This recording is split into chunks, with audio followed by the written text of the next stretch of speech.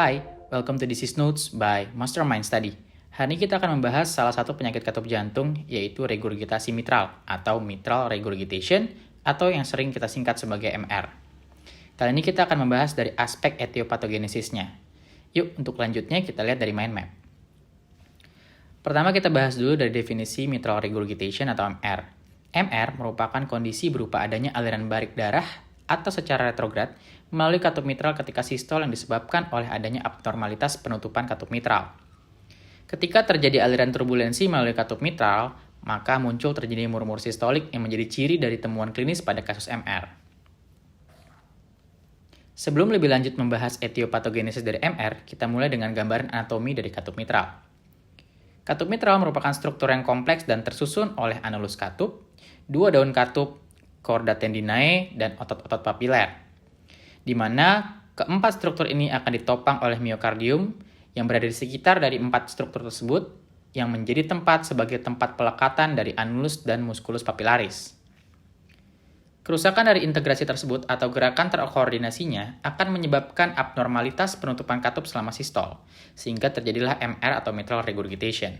Pada gambar berikut ditunjukkan beberapa penyebab mitral regurgitation dari masing-masing struktur yang menyusun katup mitral. Pada anulus mitral bisa terjadi kalsifikasi anular.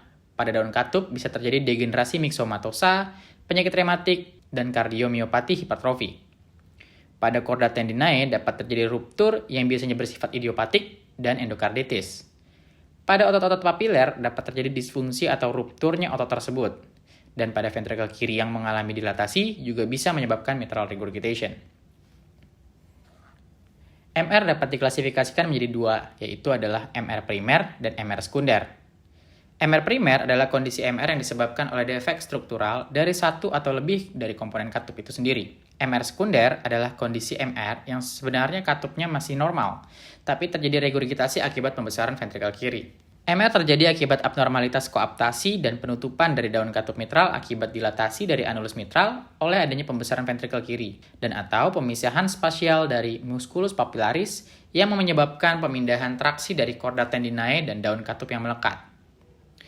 Lebih lanjut lagi, bergantung pada onset gangguan katup, MR dapat muncul sebagai MR akut ataupun MR kronik, yang keduanya memiliki patofisiologi yang berbeda. Pada kebanyakan kasus MR akut, biasanya disebabkan oleh kerusakan yang tiba-tiba dari komponen katup.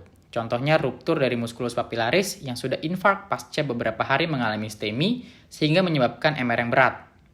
Dapat juga disebabkan oleh ruptur dari chorda tendinae yang disebabkan oleh endokarditis infektif, trauma tumpul ke dada, atau akibat degenerasi chorda tendinae akibat penyakit jaringan ikat seperti sindrom Marfan. Kemudian, pada MR kronik umumnya memiliki penyebab primer multiple, termasuk degenerasi myxomatosa dari katup, sehingga daun katup yang bersifat floppy akan menyediakan tempat untuk regurgitasi terjadi melalui pendorongan berlebih menuju atrium kiri selama sistol. Penyebab lain dari MR kronik primer adalah deformitas katup akibat penyakit rematik, defek kongenital katup, dan perluasan kalsifikasi dari anulus mitral sehingga mencegah gerakan normal daun katup yang mengganggu penutupan katup. MR kronik sekunder bisa disebabkan oleh pembesaran ventrikel kiri dan atau disfungsi ventrikel kiri yang disebabkan oleh infark miokardium, penyakit jantung iskemik kronik, atau kardiomiopati terdilatasi. Oke, itu merupakan pembahasan mengenai aspek etiopatogenesis dari MR. Semoga bermanfaat. Thank you and see you next time.